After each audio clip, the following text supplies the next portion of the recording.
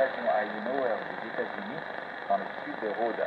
La frégate TCG Gunny qui naviguera pendant un certain temps avec le groupe de mission en question effectuera ensuite une formation prolongée en Méditerranée orientale, le guide du Mars.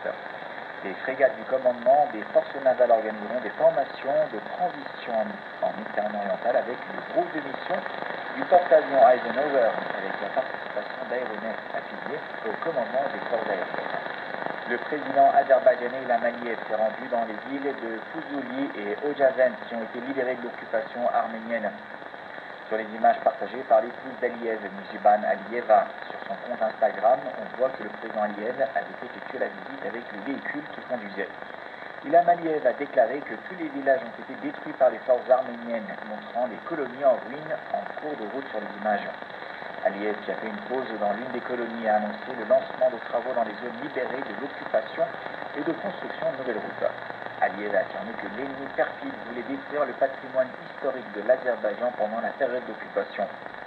Mais ils n'ont pas réussi à le faire. Nous sommes retournés sur ces terres, nous sommes revenus en héros et en peuple victorieux et avons expulsé l'ennemi de notre terre, a-t-il assuré. Durant son voyage, Aliyev a déclaré dans son discours que les cercles étrangers soutenant l'Arménie devraient voir la brutalité qu'ils ont commise sur le sol azerbaïdjanais. Aliyev a fait une escale dans les villages de Ojavent en cours de route. Lors d'une conférence de presse organisée à la suite du briefing du Conseil de sécurité de l'ONU sur les développements en Syrie, l'émissaire spécial des Nations Unies pour la Syrie, Geir Pedersen, a réitéré son appel à un cessez-le-feu dans l'ensemble du territoire syrien. Il a indiqué que la situation à Idlib est plus ou moins calme depuis plus d'un an, en avertissant que la région restait très fragile. Le journaliste de l'agence Anadolu lui a demandé s'il allait lancer un appel ou non à la communauté internationale et plus précisément à l'Union européenne pour un soutien à la Turquie qui accueille le plus de réfugiés au monde, dont 3,6 millions de Syriens.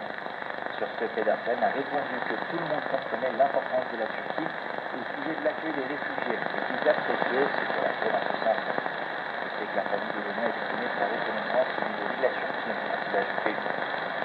L'émissaire a fait savoir